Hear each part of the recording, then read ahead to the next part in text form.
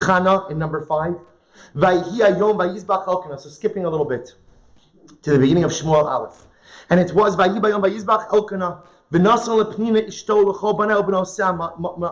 remember again, just to give you context, the book of Shmuel opens up with the story of a man by the name of Elkanah. Elkanah was one of the most righteous and influential men of his generation. He had 2 wives, Penina and Chana. Penina was blessed with many children. Chana had none. And so, thank you. And so the Navi describes in incredible detail that every year when they would come to the Mishkan to be Ola Regel for Yom Tiv, Pesach, Shavuos, Sukkot, it was a terribly painful experience for Chana. Because what would happen? Elkanah would come, he'd offer up sacrifices, karbanos, he would hand out portions to Penina, to all of her sons, to all of her daughters.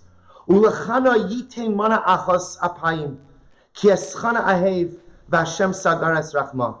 To Chana got one portion. Chana got one portion. But Elkanah, her husband, made sure that she got the nicest portion. Why did she get one portion? Because it was just her. There were no children. There were no sons. There were no daughters. V'kiyastat sarasa gam kas ba'avor hir'ima, ki sagar Hashem ba'ad rachma. And again, here the Navi gets into the contentious relationship which existed between Chana and Penina. V'chein ya'aseh shana b'shana, mide alosa b'veis Hashem, kein tachisana v'atifka v'lo socha. And the same scene repeated itself every single time Elkanah brought his family to the Mishkan. Something would happen between Penina and Chana, something that centered around Penina having children, Chana not having children, whether it was that Penina said something or Chana just felt so broken because of her circumstances that what would happen? Chana would get upset, vativke, she would cry, and she would not eat. The story of 3 women, Sarah, Rachel, and Chana, who had all but despaired. They gave up hope, almost gave up hope, almost complete and total yeush of ever having the privilege to build a family and lead a quote-unquote normal life as they had expected it, as they had dreamed about it. And then something happened, something amazing happened. That on the day that HaKadosh Baruch Hu conceived the world, on the day that HaKadosh Baruch Hu conceived the universe, He gave these 3 women the ultimate bracha of childbirth as well, teaching us an incredible lesson. Rosh Hashanah, as we said before, is the day that is pregnant with potential. Rosh Hashanah is the day when we believe anything could happen, anything can unfold. You see, the great challenge in life is we assume that life is kind of like a repetitive loop, that the coming year is going to be some type of reflection of last year, and last year was some type of reflection of the year before. And we assume that we live in this type of loop. But the truth is, when we come to Rosh Hashanah, there is an untold number of incredible possibilities. What we can become, who we can become, the lives we can build, no matter how compromised your circumstances may look, no matter how compromised you may look, no matter how many handicaps or challenges I'm dealing with. At the end of the day, Sarah, Rachel, and Chana also almost gave up hope. But on the day that HaKadosh Baruch Hu became pregnant with the universe, Kiviyachol, these women's lives became pregnant with potential as well. On a very basic level, Chazal trying to teach us. Sarah, Rachel, and Chana thought that life would never materialize as they had wanted it to. And everything changed for them on Rosh Hashanah. And that same power, that same ability, that same gift is open to us all. And this is so important because especially when if a person has been struggling with the same challenge for a long time. So we often get used to our challenges in life. You know, when a challenge first kind of devolves upon us or besets us, so we like to stay optimistic. The challenge will only be temporary. The challenge will only be for a little while. I'll get through this. And then a week goes by, a month goes by, 5 years go by, and the same challenge is there. So I say to myself, this is it. Grin and bear it. I'll make the best of it. And sometimes that is true. But sometimes we forget that the world could change. The universe could change. Our circumstances could change. We can change. Unless you think that's untrue, But Rosh Hashanah nifkida Sarah, Rachel, and Chana. The story of three women who thought that a major chapter of their lives had closed, and closed forever. You don't give your maidservant to your husband. This is just a good piece of advice. You don't give your maidservant to your husband if you think there's some possibility that you're going to have children with him. And by the way, the reason for that is a very simple one. Those relationships never work out.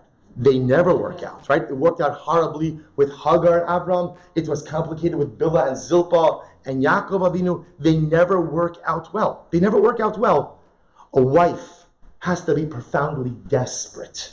A woman has to feel like she has no other options to give another woman to her husband through whom he can build a family. These women were on the cusp of giving up their dreams forever. And then Rosh Hashanah came along and gave them back their dreams. Rosh Hashanah came along and gave them back their hope. Rosh Hashanah came along and gave them back the optimism to believe that even things which seemed impossible yesterday are possible today. Because on Rosh Hashanah, the universe is pregnant with potential. And on Rosh Hashanah, each of us is pregnant with potential as well. But I want to take this a little bit deeper, because I'd like to spend a little bit of time this evening focusing, I think, on three distinct lessons that we learned from these incredible women. Incredible women. Three lessons that the truth is are life lessons, but three lessons that I think are exceptionally important as we go into the Yomim Noraim. So I'd like to focus on these lessons, if it's all right with you, in reverse order, starting with Chana. If you take a look at number 6, so to me, I have to tell you, I find this to be one of the most moving psukim in Tanakh. So remember, number 6 picks up in the same episode we described before. Elkanah is sitting with his family, with Chana, Penina, and all of her sons and daughters, and they're sitting around. They're having their suda, they're having their meal. And Chana and Penina get into it, whatever happens, and Chana gets upset. She cries, she gets upset, she doesn't eat, she pushes aside her portion. So this is so incredibly beautiful. Look at number 6. Vayomer Elkanah Isha. Chana lama tivki. Chana, my beloved wife, why are you crying? Velama lo sochli. Why don't you eat? Velama yira levavech. Why are you so upset? And listen to what Elkanah says to Chana. Halo anochi tov lach me'asara bani. I am better for you than 10 sons. See, Elkanah says to his beloved wife, I know you don't have children, but I love you more than a family of children would love you. I love you more than 10 sons would love you. I love you more than an entire brood would love you. I love you more than anything. Such an incredibly moving statement. I just want to point out, nowhere else in Tanakh do you find a man speak to his wife like this. Nowhere else in Tanakh do we go ahead and we see a husband say to his wife, I love you more than anyone could ever love you. But that's what Elkanah says to Chana. Chana's response, V'atakam Chana acharei achlo b'shilo. Chana got up after she finished eating. V'acharei shaso, after she finished drinking. Ve'ili kohen yoshev ala kiseh amuzuzas heichal Hashem. So Chana gets up, and essentially she goes to the Mishkan. What's dramatically amazing about this? Elkanah says to Chana, I love you more than anything. And what's Chana's response? Silence. Chana doesn't say anything. She doesn't respond. So strange. Not, and I love you too. I love you too. Thank you. Something. Nothing. Elkanah says the most expressive statement that a husband says to a wife in Tanakh, and Chana has no response back. She gets up and she leaves. And the great tzaddik, the Baal Shem Tov HaKadosh, says something amazing. He says, you know what we learn in this story? Why does Chana get up and leave? Because what Chana really wants to say to her husband is, you just don't understand me. You just don't understand what's happening here. You don't understand the existential pain that I live with day in and day out. You don't understand what it means for me to see everyone around me have those brachos, and I don't.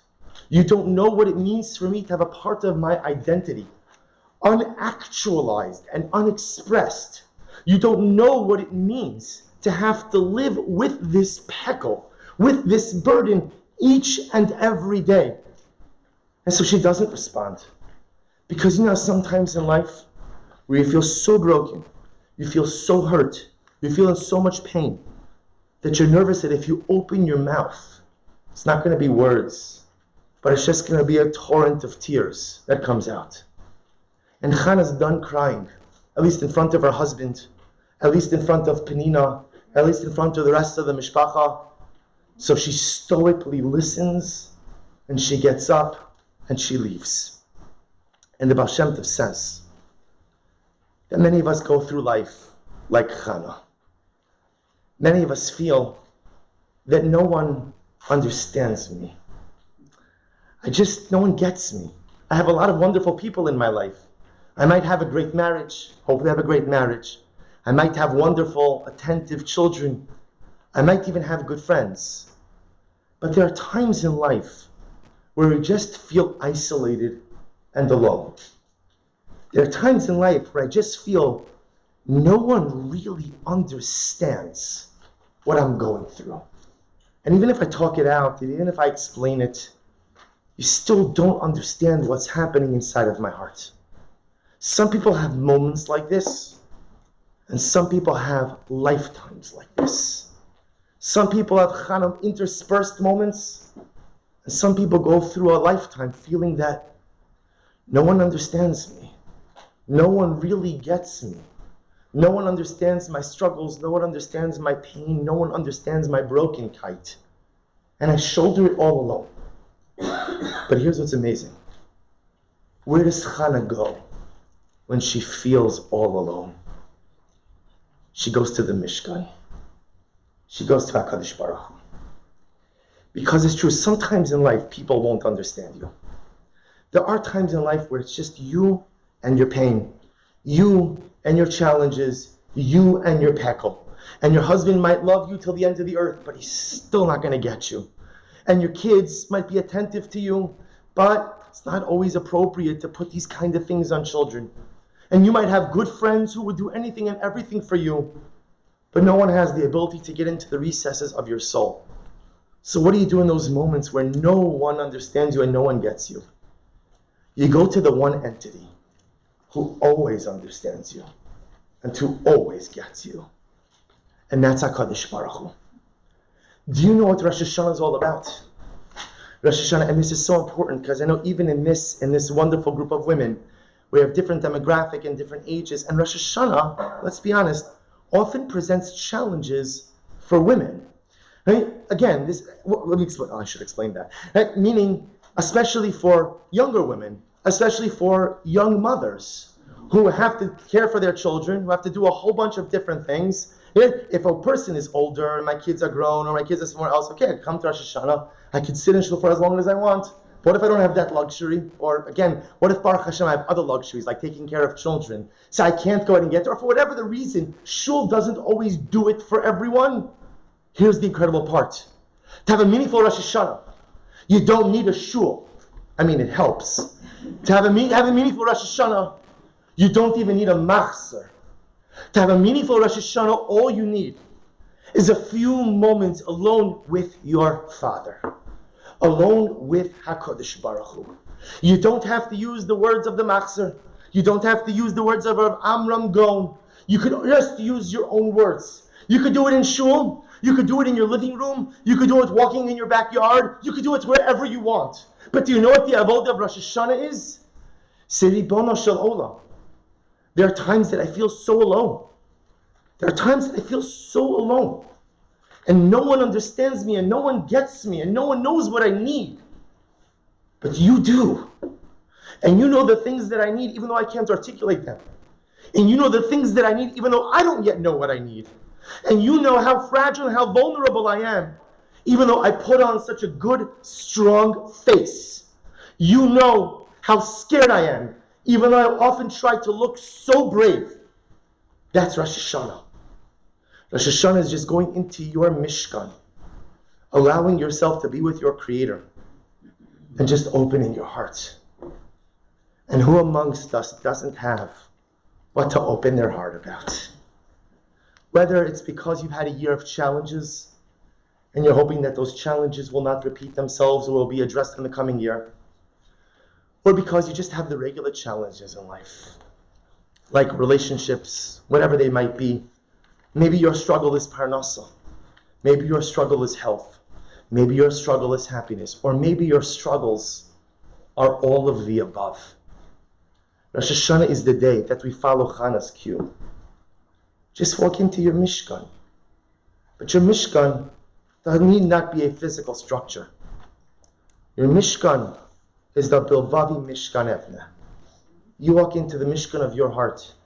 You walk into the Mishkan of your soul. And spend a little bit of time with your Creator. You know, people go through an entire Yomim Noraim, and they davened every single word. They davened every single word. They heard 500 tkiyas, just to make sure I get everything right. Right? And they ate the simanim, right? I dipped more apples in honey than anyone should know about, right? Mamish, I did everything I was supposed to do, except the one thing I'm actually supposed to do, which is speak to God. I did everything else. I did all the behaviors, all the mitzvos, all the mechanistic things, except I didn't walk into the Mishkan and open my heart and talk to my Creator.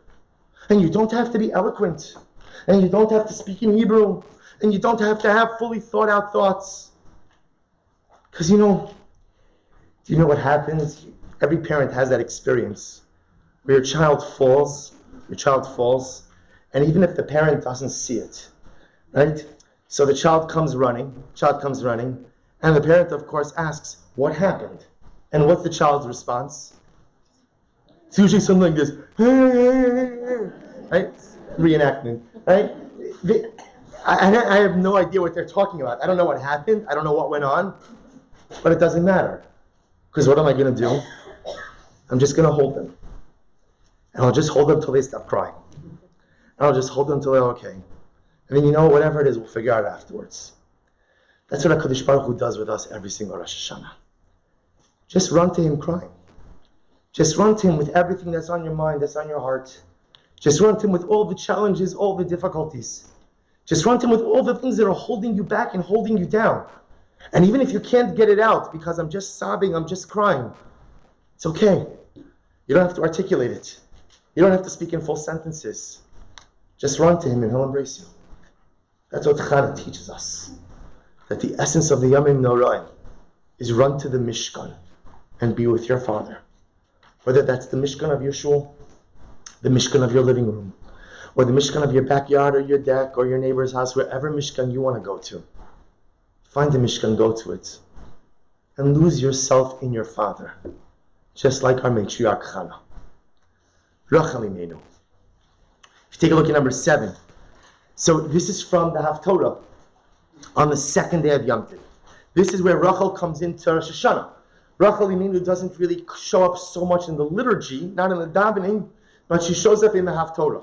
And amazingly enough, where does she show up? Take a look at number 7 in the Navi Yirmiyahu, Jeremiah. And the pasuk says, Ko amar Hashem, kol berama nishma. There is a voice heard on high. Nehi b'chi tamrurim Rachel mevaka al banel. Me'ana lihinachim al banel ki enenu. Rachel is weeping for her children. She refuses to be comforted, for they are not. Ko amar Hashem, God responds to Rachel, Mini kolich mi bechi, stop crying, Rachel. You don't have to cry. Ve'enayich min dima, wipe the tears from your eyes. Ki yesh schar lefa'ula seich nu'um Hashem. For there is reward for your work, says the Lord. V'shavu me'eretz oyev. Your children will come back from the land of their enemies. V'yesh tikva la'achari seich nu'um Hashem. V'shavu banim l'gvulam. And there is hope for your future, says God. And the children shall return to their border. Reference to Rachel Imenu. So intriguing about these psukim is this phrase. So we understand, we've heard of this imagery many times. Rachel Imenu cries for her children. Why does she cry for her children? Ki enenu. Rachel's been crying for the last 2,000 years. Ever since we were expelled from Jerusalem, the Beis Hamikdash was destroyed. Rachel has been crying. Rachel has been looking. Rachel yearns to have her children returned. And HaKadosh Baruch Hu says, Rachel, stop crying. Yesh sachar lefu'ulaseich. There is reward for your actions, reward for your efforts. And if you take a look at number 9, the Malbim writes something amazing. Yesh schar lefu'ulaseich. There is reward for your efforts. Masha'at mispaleles ba'adam. Rachel, the fact that you still daven for your children after 2,000 years. Yesh bazeh schar ki yashuvu me'eretz oyev migavos Bavel. Rachel, because you keep davening, at the end of the day, your children will come home. So what does this mean? See, here's what's amazing. If somebody were to tell you, I've been davening for 2,000 years for something, but it hasn't come true, what little piece of advice would you give them? Maybe better to move on to something else. Do you have maybe like an option B, like a plan B, a runner-up for what you like from God? Because for 2,000 years, if you haven't gotten what you wanted, the statistical probability is that you're not going to get it. Rachel Imenu has been davening for 2,000 years and she has not gotten what she wants. She has not been granted the one request. Rachel Imenu davens day after day after day. Bring my children home. Bring my children home. You know, there's an amazing passage in the Zohar. I said this over actually when we took the WIC trip, the women's trip to Eretz Yisrael. Everyone knows that Kever Rachel is significant because the Medrash Shnei Harabah writes that when we were led out of Yerushalayim, we were led out past Kever Rachel, past Rachel Imenu's grave.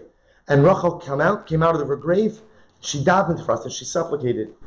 The Zohar writes, what people forget is that when Mashiach comes and we go back to Eretz Yisrael, we go back the same way we came out. And we go back ultimately passing by Rachel Imenu's grave as well. And HaKadosh Baruch Hu says to Rachel, lest you think that because you have not been answered, your prayers are in vain. Yesh sachar lefu'ulaseich. There is reward in life for effort. You see, many times in life when we look back at our year and we look at our successes and our failures, we generally judge our successes by the things that we were able to sustain and our failures at the things that we were unable to sustain. So I started out the year doing 5 things. I did not sustain 3 of them. I sustained 2 of them. So again, I succeeded in 2 areas, failed in 3 areas. And Rachel Imenu teaches us that that is false. Success for the Jew is not determined by sustainability. Success is determined by effort. All HaKadosh Baruch Hu asks of us out of life is to try. Why God doesn't ask us for results for one simple reason, which is, I cannot guarantee results. This is a very overwhelming and difficult thought to absorb. But I can't guarantee results for one simple reason. I can't guarantee anything beyond the here and now. The only thing I control is the moment I am in. I don't control an hour from now. I don't control a day from now. I actually don't control 10 years from now. As such, HaKadosh Baruch Hu never expects sustainability. HaKadosh Baruch Hu never expects for us to always keep doing everything forever, because we can't make any promises about forever. What HaKadosh Baruch Hu simply asks us for is give me your present. Maximize the moment. Put in the effort. That's what God says to Rachel. Listen to these words. Yesh sachar lepu'ulaseh, which means there is reward for the effort. When measuring, the metric of success in life is not how many finish lines you crossed. The metric for success in life is how many races you began. That's the metric for success. I'll give you an incredible example of this. There's an amazing halacha in Shulchan Aruch. The halacha says, this always intrigued me. Aseres Mei Tshuva, right? Today's Yom Shani Yom Kippur. Shulchan Aruch says that even if a person is not normally careful with Pas Yisrael, so crash course in halacha. Pas Yisrael is bread baked by a Jew. Bread baked by a Jew.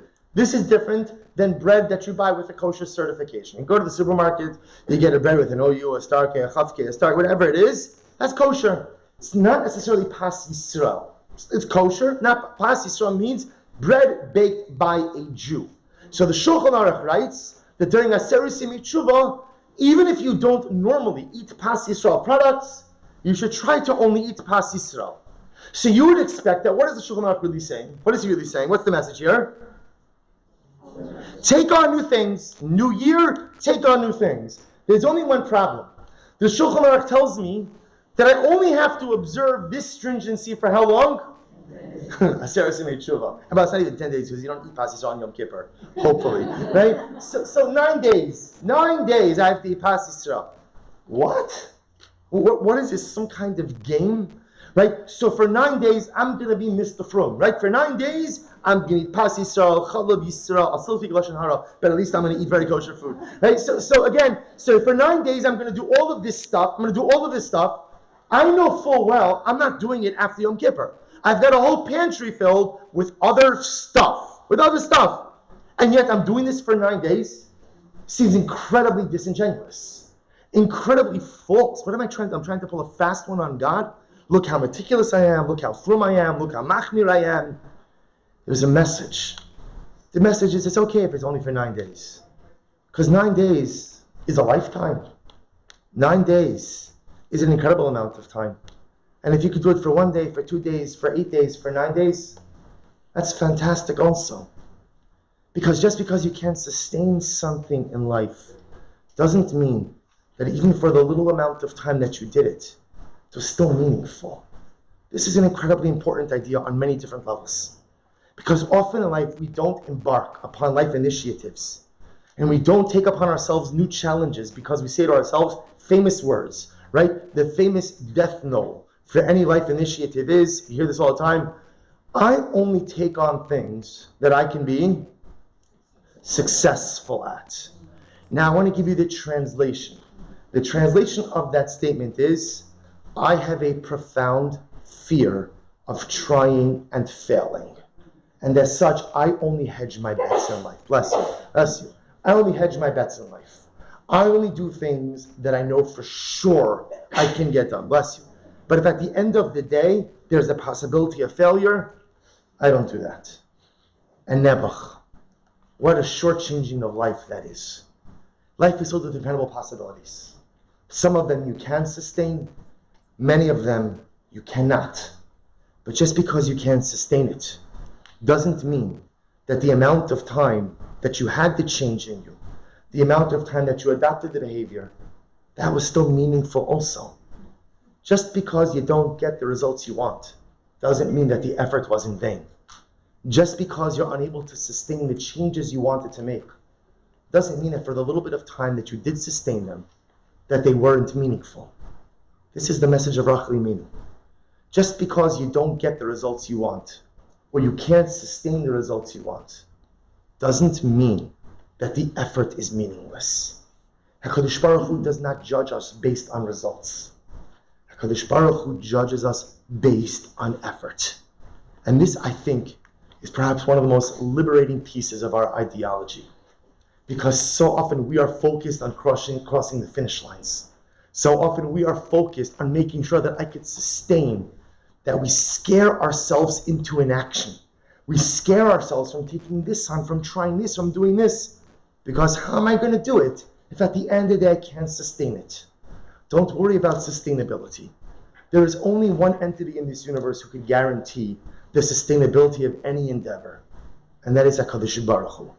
No man, no woman, no human being could ever guarantee the sustainability of any life initiative. The only thing we control is the effort. Rachel Imenu teaches us that incredible lesson. Rosh Hashanah is the day where we close our eyes and we have to imagine to ourselves all the things we want to accomplish. And we know how these conversations work, right? I dream about all the things I'm going to accomplish, close my eyes, I want to accomplish this and that, and I begin to get excited. And then what do I think to myself? The voice of reason, right, then speaks up. And the voice says, calm down, right? You can't do all that stuff because you can't sustain it. Remember you tried that last year, and the year before, and the year before that, and 5 years before that, right? I think I'm having such a chiddush, like such an epiphany of the things I want to accomplish in life. And meanwhile, if I just paid attention, those are the same things I wanted to accomplish 2 years, 5 years, and 10 years ago. And I promised myself at those times that I would accomplish it as well. Don't be scared from trying. Don't be scared to try. What's the worst case scenario? You fail, you can't sustain, you don't cross the finish line, you still get reward for the effort. And nothing makes HaKadosh Baruch Hu happier than when we try. Yesh sachar l'pa'ulaseich. The schar doesn't come from crossing the finish line. The schar doesn't come from the completion. The schar doesn't come from success. The schar, the reward, comes from the pa'ula, comes from the actions. And lesson number 3, which is the lesson from Sari Imi. So if you take a look at number 10, so I want to point out something that I think is incredibly fascinating. Pasuk says this, number 10 is a quote from the Torah reading of the first day of Rosh Hashanah. This is how it starts. V'Hashem pakara Sarah ka'asher amar, and God remembered Sarah for pregnancy, as he had promised. V'yas Hashem l'Sarah ka'asher diber, v'atar Sarah v'atelet Sarah li'Avram ben l'Zekurav l'Moed, asher diber osalim. Amazing. Sarah Yomim at the ripe old age of 90 gives birth to a baby boy. Vayikra Avram Hashem beno hanolad lo, asher yadol Sarah Yitzchak. And ultimately, what do they name the baby? They name the baby Yitzchak. Incredible. Why is this the Torah reading for the first day of Rosh Hashanah? Goes back to source number 1. What does source number 1 say? For Rosh Hashanah,